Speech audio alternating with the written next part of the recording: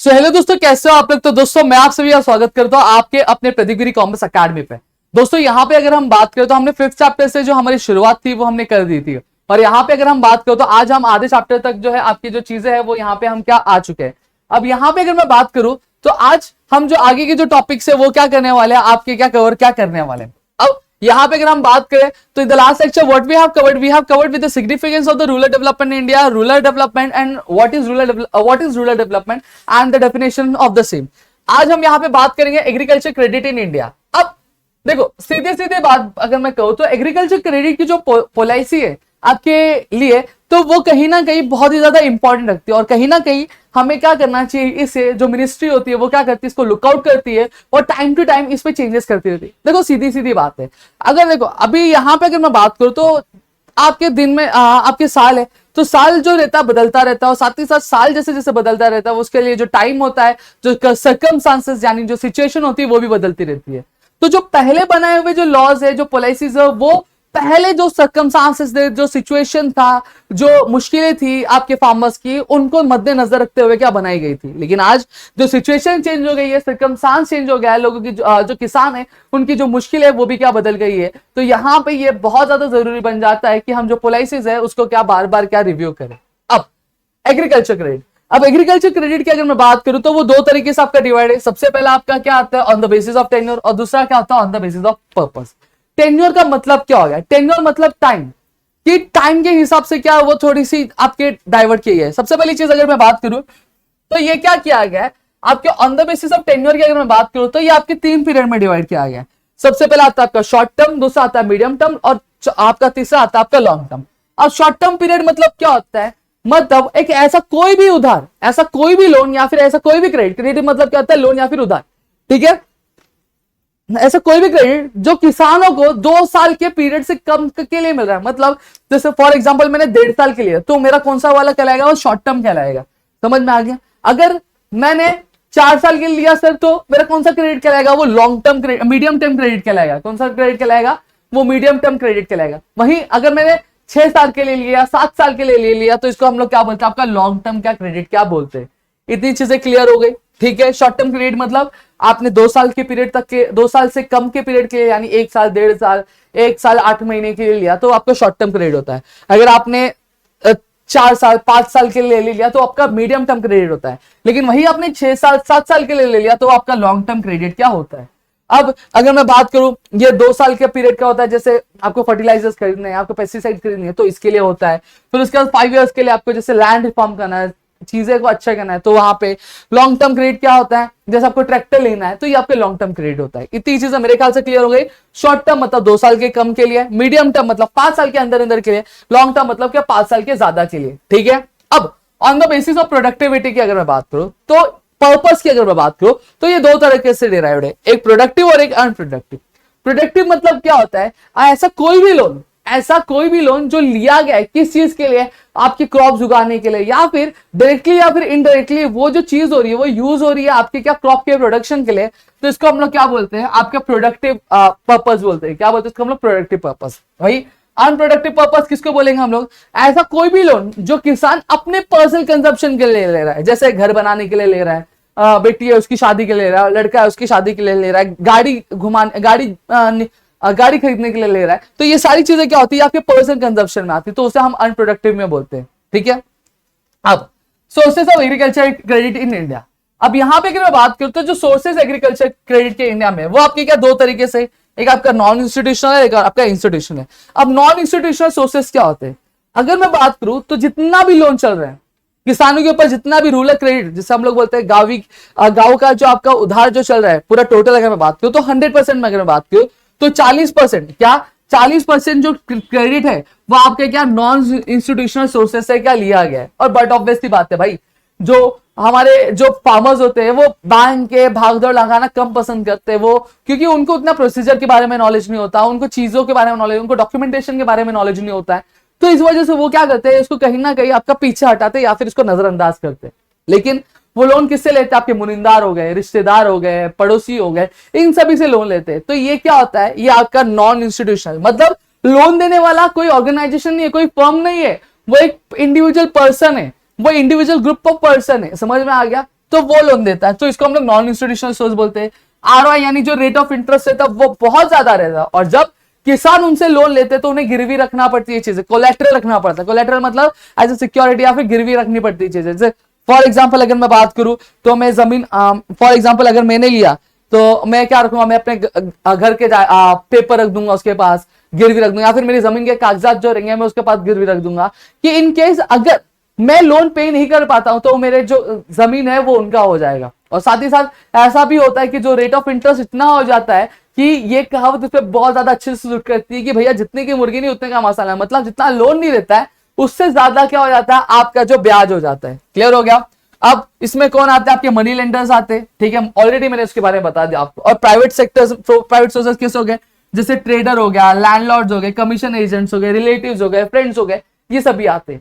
इतनी चीजें क्लियर हो गई। अब आते हैं इंस्टीट्यूशनल सोर्सेज में। अब इंस्टीट्यूशनल सोर्सेज में आपका क्या होता है, नाबार्ड। अब नाबार्ड की अगर मैं बात करूं तो नाबार्ड एक्चुअली स्टैंड किससे होता है, national bank for agriculture and rural development. ये आपकी इस्टेब्लिश कब हुई थी, ईयर 1982 में 12 तारीख जुलाई को क्या इस्टेब्लिश हुई थी। अगर इस बैंक की अगर मैं बात करूं तो जैसे अब मेरे कोर्ट की अगर मैं बात करता हूं, ठीक है, हमारे जितने भी कोर्ट है उसका एपेक्स कोर्ट मतलब क्या हो गया, फादर ऑफ द कोर्ट कौन है इंडिया में, सुप्रीम कोर्ट है, यानी सबसे ऊंचा जो कोर्ट माना जाता है वो सुप्रीम कोर्ट को माना जाता है। उसी तरह से जितनी भी बैंक है इंडिया में उनका एपेक्स बैंक यानी पप्पा वो बैंक किसको बोला जाता है, आपके आरबीआई को बोला जाता है। उसी तरह से जितने भी बैंक्स आपके एग्रीकल्चरल क्रेडिट प्रोवाइड करते हैं, क्या मतलब एक लोन प्रोवाइड करते हैं किसके लिए, एग्रीकल्चरल के लिए, उससे उन सभी का पप्पा कौन है, उन सभी का पप्पा ये होता है आपका नाबार्ड। यानी ये क्या, नाबार्ड जो है एपेक्स बैंक है, जितने भी आपके एग्रीकल्चर क्रेडिट प्रोवाइड करने वाले बैंक है उनका ये सबका क्या पप्पा है। समझ में आ गया। अब ये यहाँ पे अगर मैं बात करूं तो इसमें ये जब खुला तो गवर्नमेंट ऑफ इंडिया और आरबीआई यानी रिजर्व बैंक ऑफ इंडिया का इनका कितना था, 50% का शेयर था। कितना, 50% का क्या शेयर था, 50-50 के रेशियो में क्या रहते थे।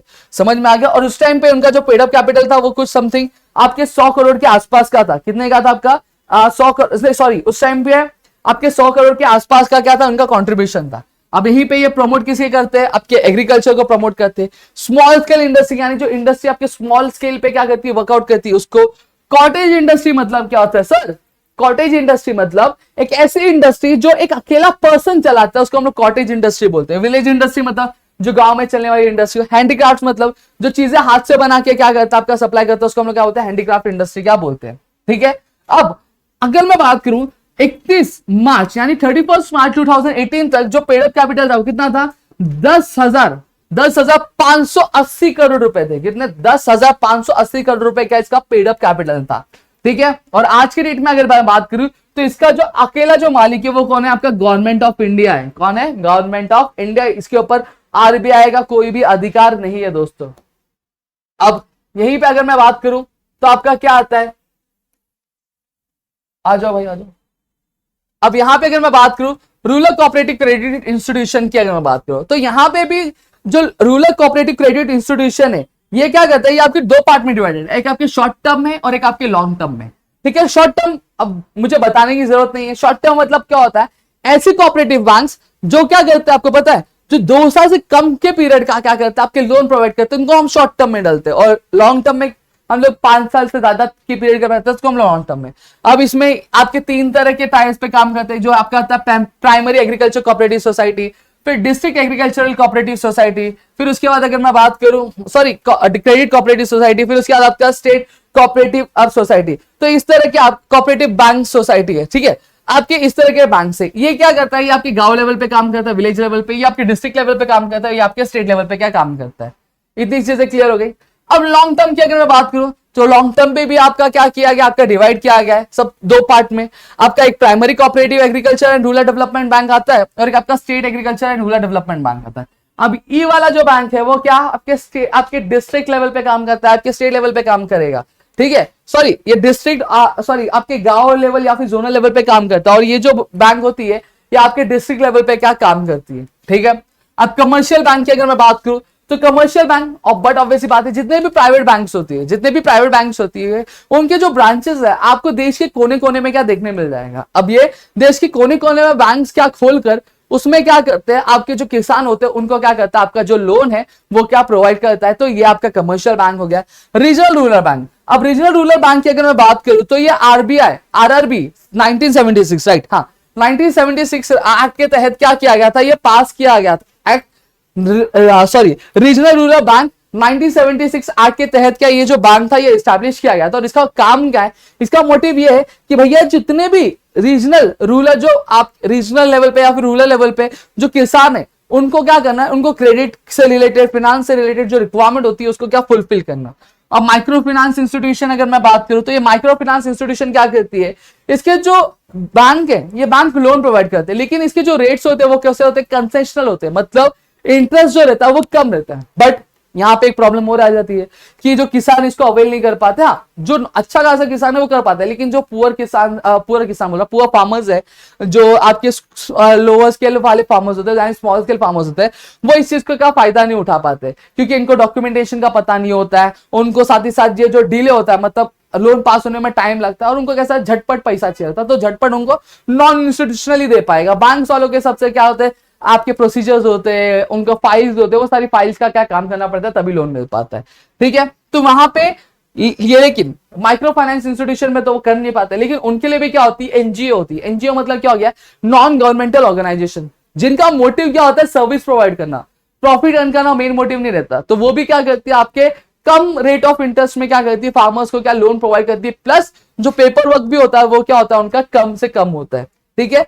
तो यहां पे अगर मैं बात करूं तो हमने पूरा जो चैप्टर है यहां पे खत्म कर लिया, और इसी तरह से इसी से आपका जो फिफ्थ चैप्टर है आपके इकोनॉमिक्स है वो भी खत्म हो गया। अगर मैं यहां पे बात करूं तो आपका जो फर्स्ट टर्म का जो पूरा सिलेबस है वो हमने इकोनॉमिक्स का पूरा कवर कर दिया है। अभी आपके एसपी, अगर आप एसपी स्टूडेंट हो तो आपके एसपी के लेक्चर्स आना शुरू हो जाएंगे। अगर आप बोलोगे हम कंटिन्यू भी करेंगे इकोनॉमिक्स के बाकी लेक्चर्स जो है हमारे 6 चैप्टर 7 चैप्टर, वो भी हम साइड बाय साइड के आपका कवर अप क्या करते जाएंगे, ठीक है। और अगर आप चाहते हो कि हम आपके लिए वन शॉट चलाए, जैसे हमने यूनिट टेस्ट के लिए आपके लिए किया था, आप देखोगे यूनिट टेस्ट के आपके सारे वन शॉट्स रेडी है, आपकी जो लर्निंग ट्रिक वीडियो वो सारी चीज आपकी रेडी है। तो अगर आप चाहते हो कि टर्म के लिए भी हम वो सारी चीजें लाए तो प्लीज कमेंट सेक्शन में कमेंट जरूर करना दोस्तों। तो मिलेंगे हमारे नेक्स्ट वीडियो में, तो तब तक के लिए घर पे रहो सुरक्षित, अपना ध्यान जरूर रखना और ऐसे ही वीडियोस को प्यार जरूर देना दोस्तों।